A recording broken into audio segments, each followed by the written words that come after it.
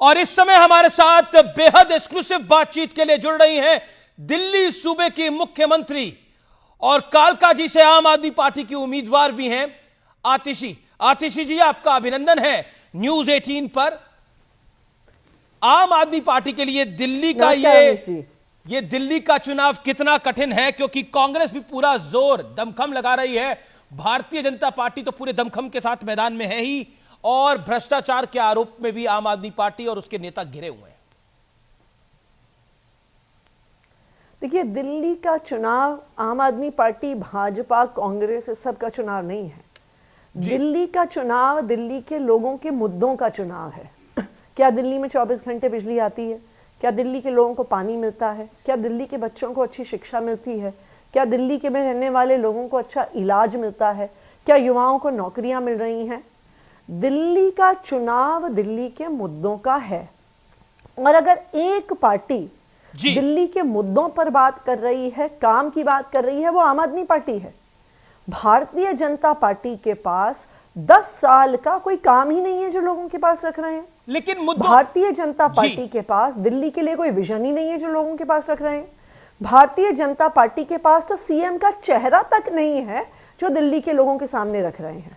आपने जहां तक मुद्दों की बात करी, बात कर लेते हैं मुद्दों की बात कर लेते हैं। बिजली के बिल बढ़े हुए आ रहे हैं, पानी गंदा आ रहा है, यमुना का पानी साफ नहीं हुआ है। ये कई सारे मुद्दे हैं जिन पर कांग्रेस और भारतीय जनता पार्टी दोनों आपको घेर रही हैं। अब 11 साल का आपका शासन है, लेकिन आप हर बार कह देते हैं कि सेंटर नहीं करने देता। तो इस बार कांग्रेस कह रही है कि जब शीला दीक्षित थी तब सब कुछ सेंटर करने देता था, जब मदन लाल खुराना थे, साहिब सिंह वर्मा थे, तब सब कुछ सेंटर करने देता था, अब क्यों नहीं करने दे रहा है? सवाल यह है। और आप तो इस बारी भी जब आएंगे तो यही कहेंगे, तो फिर आपको क्यों चुने? सबसे पहली बात, क्या कांग्रेस के राज भाजपा की राज की बात कर रहे हैं? जहां पे 8-8 घंटे के पावर कट लगते थे, जहां पे 10-10 हजार के बिजली के बिल आते थे, जहां पे सरकारी स्कूल 3 टप्पर में चलते थे, पीने का पानी नहीं होता था, टॉयलेट गंदे होते थे, जहां पे सरकारी अस्पतालों पे एक बेड पे 3-3 पेशेंट हुआ करते थे। किस सरकार के काम की बात कर रहे हैं ये लोग? आम आदमी पार्टी की सरकार ने, अरविंद केजरीवाल जी की सरकार ने पिछले 10 सालों में भारतीय जनता पार्टी के हर षड्यंत्र के बावजूद वो काम करके दिखाया है जो आज तक दिल्ली में कोई सरकारें नहीं कर पाई। लेकिन ये तो आप ही बोलते थे। भारतीय जनता पार्टी बता दे, भारतीय जनता पार्टी, अमीश जी पहले बता दे, भारतीय जनता पार्टी की 20 राज्यों में सरकार है जी। क्या एक राज्य में भी वो 24 घंटे बिजली देते हैं? मैं एक एग्जांपल देता हूं, मैं आपको एक एग्जांपल देता हूं। पीक गर्मी पड़ी फरीदाबाद, गाजियाबाद, नोएडा, ग्रेटर नोएडा, हर जगह 6-6 घंटे के पावर कट लग रहे थे, रोज लग रहे थे। लेकिन दिल्ली में फिर भी 24 घंटे बिजली आई। मैडम, लेकिन ये तो अरविंद जी कहते थे ना कि दिल्ली में मोदी की सरकार मुझे काम नहीं करने दे रही, लेकिन यही मोदी की सरकार है, यही एलजी है जम्मू कश्मीर के अंदर, और उमर अब्दुल्ला तारीफ कर रहे हैं मोदी की, कहते हैं कि जो वादा कर रहा है वो निभा रहे हैं और हमें भी काम करने दे रहे हैं और खुद भी काम कर रहे हैं। तो यही दिल्ली में ही तो नहीं बन पा रही ना, तो इसीलिए कांग्रेस अब लाइन ले रही है, बीजेपी लाइन ले रही है। तो जो काम ही नहीं कर पा रहे उनको चुनना क्यों दोबारा? ये तो मटेरियल तो आप ही ने दिया, सामान तो आप ही ने दिया सजाने को इन दोनों पॉलिटिकल पार्टीज को, उन्होंने थोड़ी दिया आपको। जी अमीश जी, बिल्कुल सही बात है। जो काम नहीं कर रहा उसको वोट नहीं देना चाहिए जी। भारतीय जनता पार्टी ने पिछले 10 साल में दिल्ली के लिए कोई काम नहीं किया।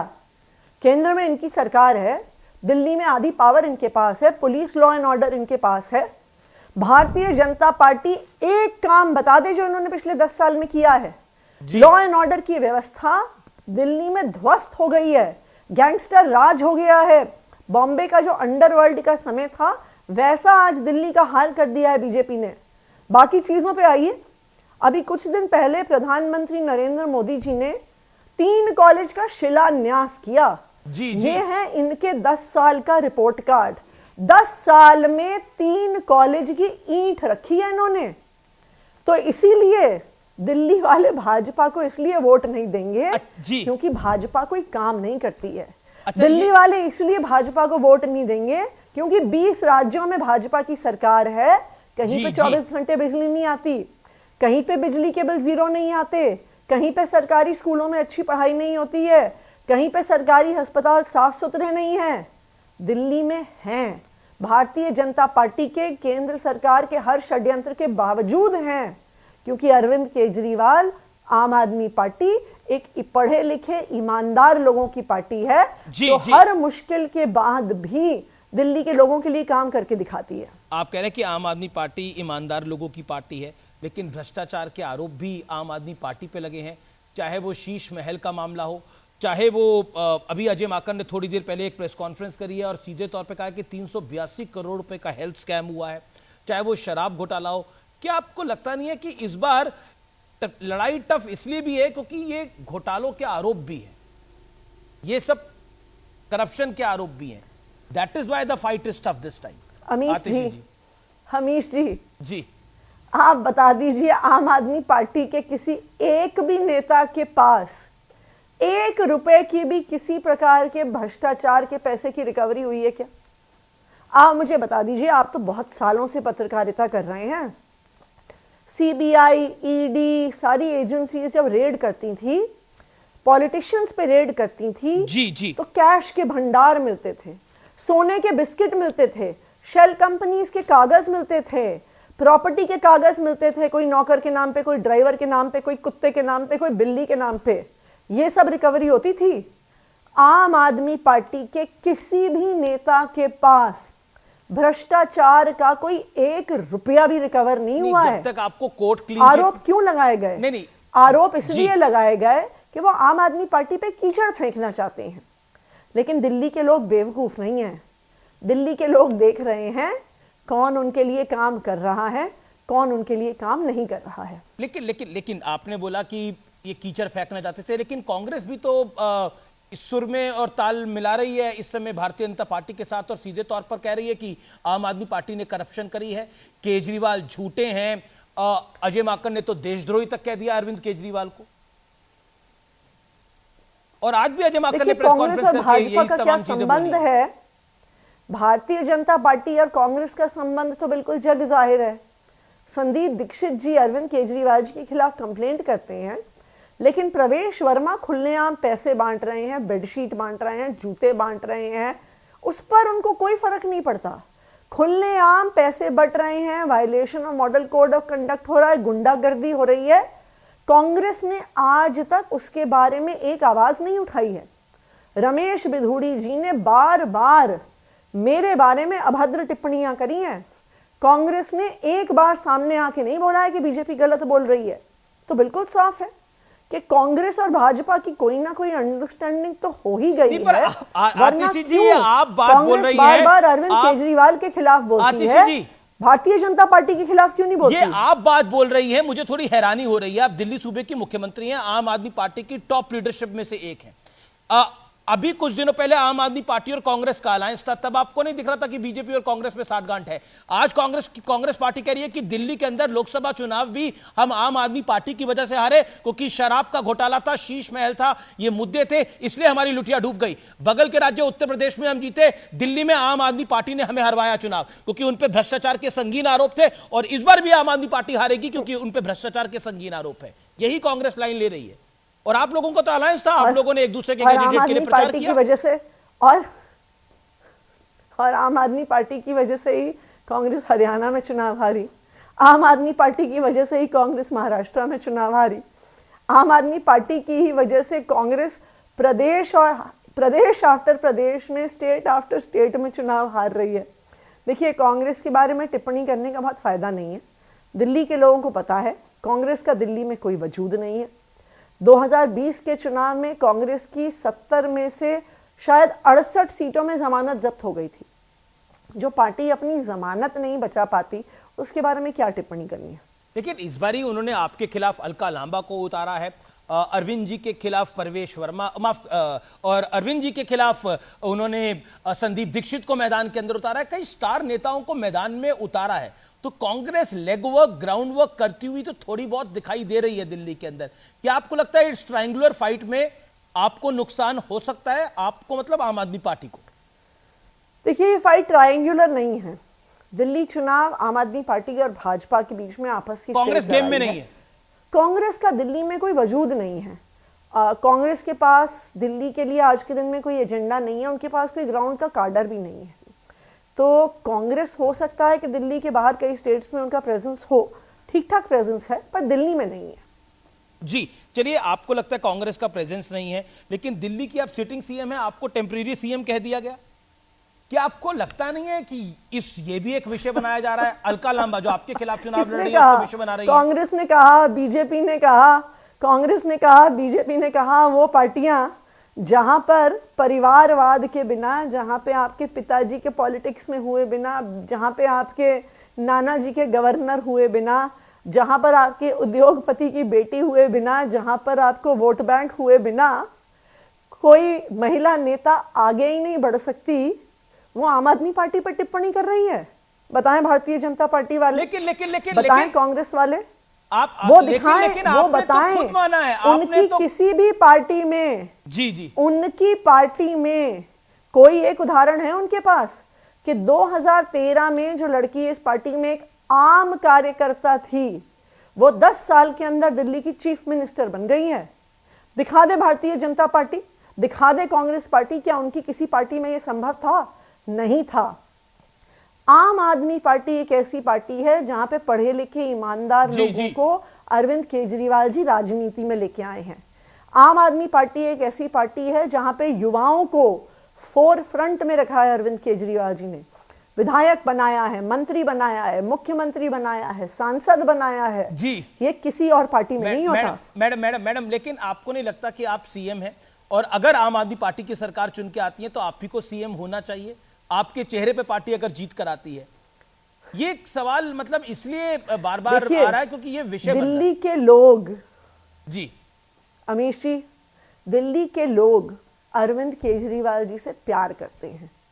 दिल्ली के लोग अरविंद केजरीवाल जी को अपना मुख्यमंत्री देखना चाहते हैं। मुख्यमंत्री कौन बनता है आप और मैं और कांग्रेस और भाजपा नहीं तय करता, ये दिल्ली के लोग तय करते हैं।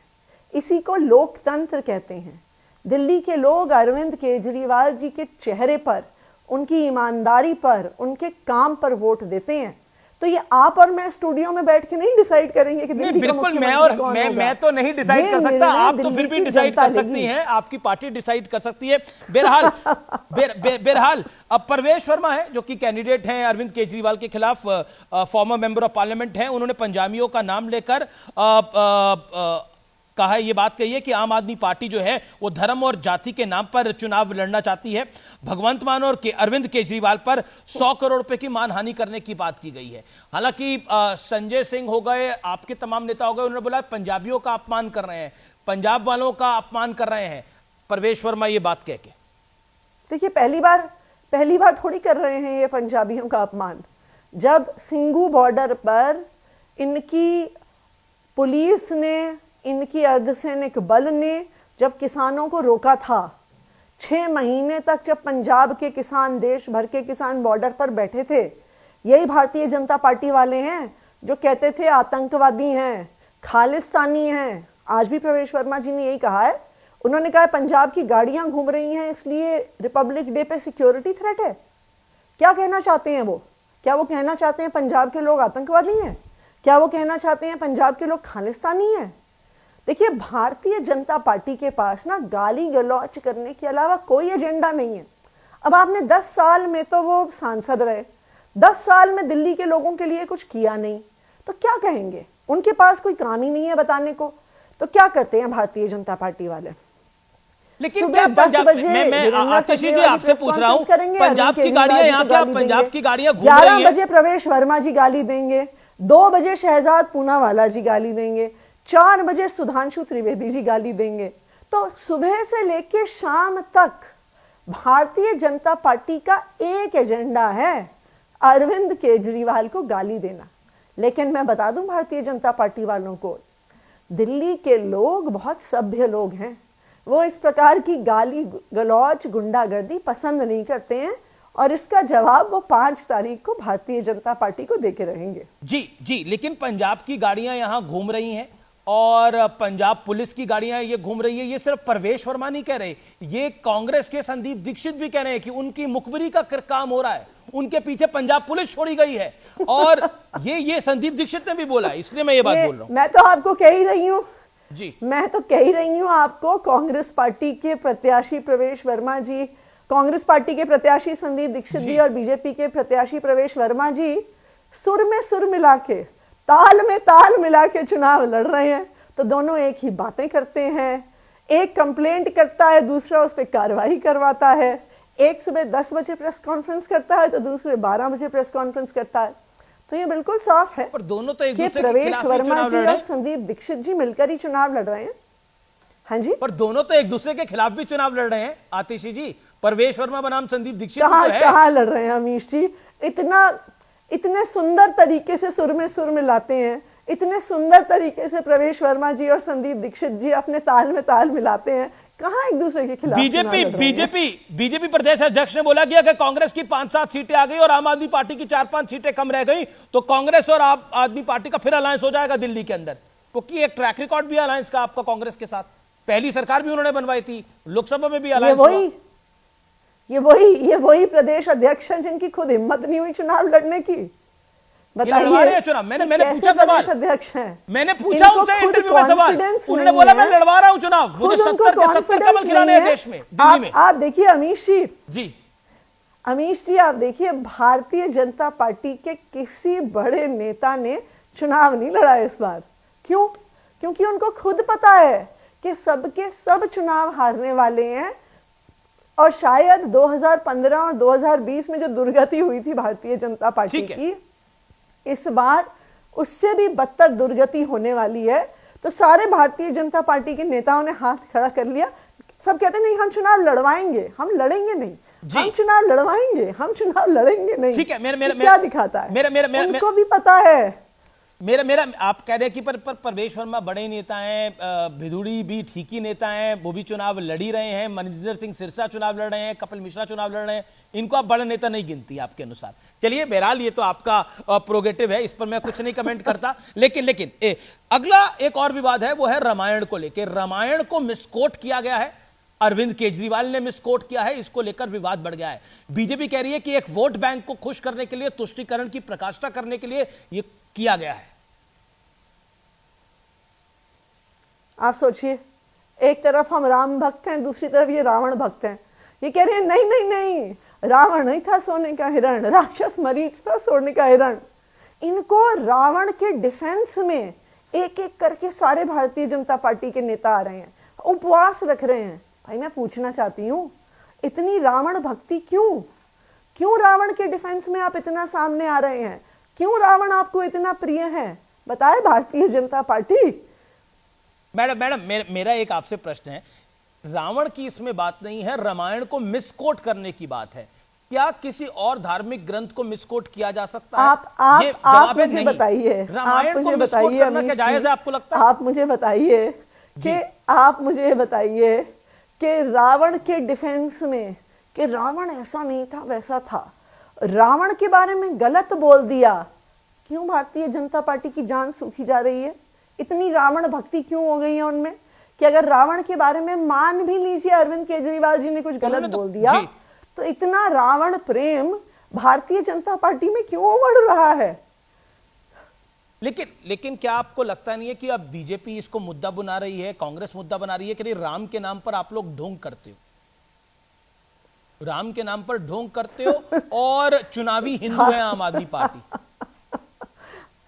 भाई साहब, अमीश जी, अब देखिए भारतीय जनता पार्टी की एक समस्या है जी।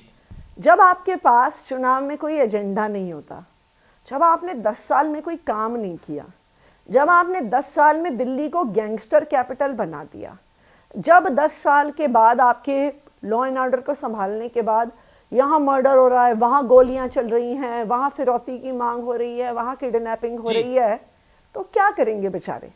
रोज गाली गुफ्तार का उन्हें कोई नया मुद्दा निकालना पड़ता है। तो कभी अरविंद केजरीवाल जी की जैकेट मुद्दा है, कभी अरविंद केजरीवाल का मफलर मुद्दा है, कभी अरविंद केजरीवाल का घर मुद्दा है, कभी अरविंद केजरीवाल का खाना मुद्दा है। क्या ये मुद्दे होते हैं चुनाव के?